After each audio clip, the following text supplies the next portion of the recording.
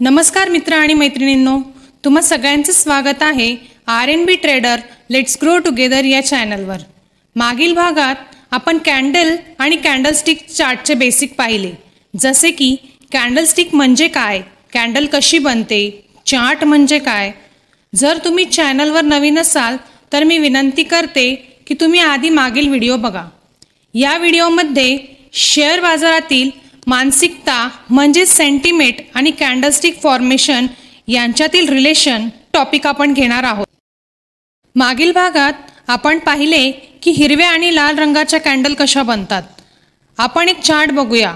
आता या चार्टमध्ये बऱ्याच कॅन्डल आहेत, पण प्रत्येक कॅन्डलचा आकार वेगवेगळा आहे।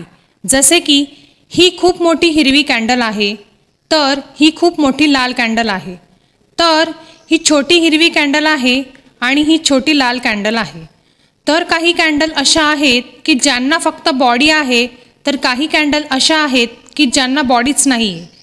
तर अशा वेगवेगळ्या आकाराच्या कॅन्डल तयार होण्यामागे काय लॉजिक आहे किंवा त्या कशामुळे तयार होतात आणि वेगवेगळ्या आकाराच्या कॅन्डल काय दर्शवतात हे जाणून घेऊया। शेअर बाजारात दोन प्रकारचे लोक असतात, बायर आणि सेलर। बायर हे शेअर मार्केटला वरती नेण्याचे काम करत असतात, तर सेलर हे शेअर मार्केटला खाली आणण्याचे काम करत असतात। शेअर बाजारातील बायर व सेलर यांची मानसिकता आणि बायर व सेलर याच्यातील होणारी फाईट यावर कॅन्डलचा आकार तयार होतो। शेअर बाजारात यशस्वी होण्यासाठी आपल्याला शेअर बाजाराची मानसिकता कुठल्या दिशेला आहे हे ओळखता येणे खूप गरजेचे असते। कॅन्डलची बॉडी, विक आणि टेल वरून आपल्याला शेअर बाजारातील मोमेंटम कुठल्या दिशेला आहे हे ओळखण्यास मदत होते। आता विक तयार होण्यामागे काय लॉजिक आहे हे आपण एका उदाहरणाद्वारे समजून घेऊया। समजा XYZ कंपनीच्या शेअरची कॅन्डल 100 रुपये किमतीला ओपन झाली, दिवसभरात 98 रुपये या किमान किमतीला गेली, नंतर 125 रुपये या कमाल किमतीला आली आणि 108 रुपयाला क्लोज झाली। म्हणजेच बॉडी पार्ट हा 8 रुपये किमतीचा आहे आणि वीक पार्ट हा 17 रुपये किमतीचा आहे। याचाच अर्थ वीक पार्ट हा बॉडी पार्टपेक्षा मोठा आहे, म्हणजेच बाजारात मोठे विक्रेते असून विक्रीचा दबाव जास्त आहे। शेअर बाजाराच्या भाषेत यालाच सेलिंग प्रेशर असे म्हटले जाते। ही कॅन्डल कोणत्याही रंगाची आणि आकाराची असू शकते, जसे की ही लाल रंगाची कॅन्डल आहे ज्याची बॉडी कमी आहे आणि वीक मोठी आहे, तसेच ही हिरव्या रंगाची कॅन्डल आहे ज्याची बॉडी कमी आहे आणि वीक मोठी आहे। त्याचप्रमाणे समजा XYZ कंपनीच्या शेअरची कॅन्डल 100 रुपयाला ओपन झाली, दिवसभरात 98 रुपयाच्या किमान किमतीला गेली, नंतर 110 रुपये या कमाल किमतीला गेली आणि 108 रुपयाला क्लोज झाली। म्हणजेच बॉडी पार्ट हा 8 रुपये किमतीचा आहे आणि वीक पार्ट हा 2 रुपये किमतीचा आहे, म्हणजेच वीकचा आकार कमी आहे। याचाच अर्थ बाजारात मोठे विक्रेते नसून विक्रीचा दबाव कमी आहे। एखाद्या शेअरच्या कॅन्डलला असणारी वीक हे दाखवते की बाजारात वरच्या किमतीला खरेदी करण्याची मानसिकता किंवा तयारी आहे की नाही।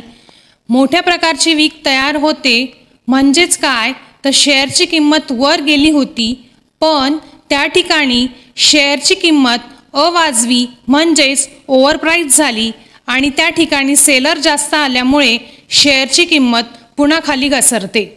आता आपण कॅन्डलची टेल आपल्याला काय सांगते ते बघूया। समजा XYZ कंपनीच्या शेअरची कॅन्डल 130 रुपये किमतीला ओपन झाली, दिवसभरात 100 रुपयाच्या किमान किमतीला गेली, नंतर 138 रुपये या कमाल किमतीला आली आणि 135 रुपयाला क्लोज झाली। म्हणजेच बॉडी पार्ट हा 5 रुपये किमतीचा आहे आणि टेल पार्ट हा 30 रुपये किमतीचा आहे। याचाच अर्थ टेल पार्ट हा बॉडी पार्टपेक्षा जास्त आहे, म्हणजेच बाजारात मोठे खरेदीदार असून खरेदीचा दबाव देखील जास्त आहे। खरेदीचा दबाव म्हणजेच शेअर मार्केटच्या भाषेत याला बाईंग प्रेशर म्हणतात। ही कॅन्डल कोणत्याही रंगाची आणि आकाराची असू शकते, जसे की ही लाल रंगाची कॅन्डल आहे ज्याची बॉडी कमी आहे आणि टेल मोठी आहे। तसेच ही हिरव्या रंगाची कॅन्डल आहे ज्याची बॉडी कमी आहे आणि टेल मोठी आहे। प्रमाणे समजा XYZ कंपनीच्या शेअरची कॅन्डल 130 रुपयाला ओपन झाली।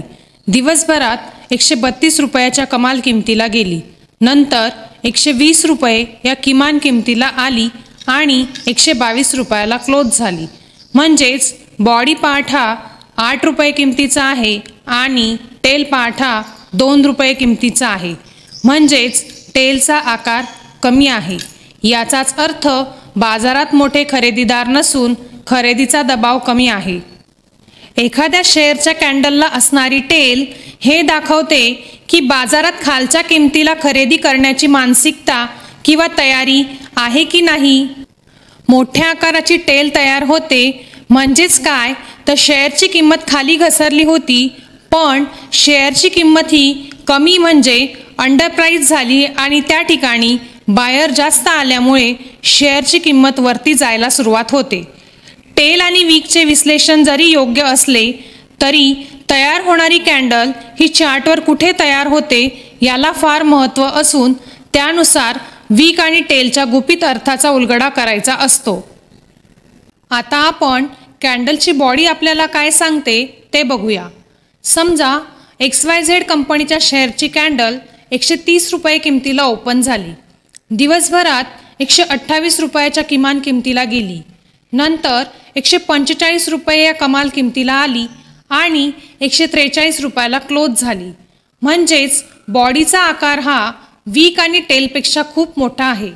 ही कॅन्डल कोणत्याही रंगाची आणि आकाराची असू शकते, म्हणजे हिरवी मोठी कॅन्डल आणि लाल मोठी कॅन्डल। चार्टवर तयार होणाऱ्या कॅन्डलची बॉडी जितकी मोठी बाजाराचा कल त्या दिशेने तितकाच जास्त असतो। जसे की उंच हिरवी कॅन्डल म्हणजे बाजारात खूप तेजी आहे, तर ठेंगणी हिरवी कॅन्डल म्हणजे बाजारात तेजी तर आहे पण तिचे प्रमाण अतिशय कमी आहे। या उलट उंच लाल कॅन्डल म्हणजे बाजारात खूप मंदी आहे, तर ठेंगणी लाल कॅन्डल म्हणजे बाजारात मंदी तर आहे पण तिचे प्रमाण अतिशय कमी आहे।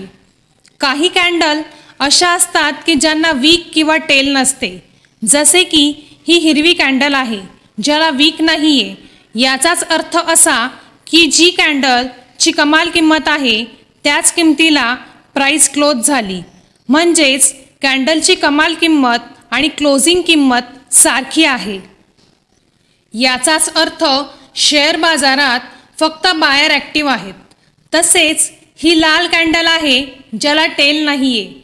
याचाच अर्थ असा की जी कॅन्डलची किमान किंमत आहे त्याच किमतीला प्राइस क्लोज झाली, म्हणजेच कॅन्डलची किमान किंमत आणि क्लोजिंग किंमत सारखी आहे।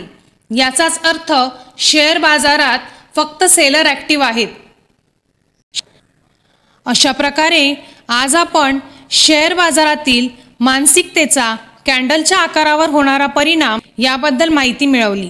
व्हिडिओ आवडल्यास लाईक करून चॅनलला सबस्क्राईब करा। भेटूया पुढच्या व्हिडिओमध्ये। धन्यवाद।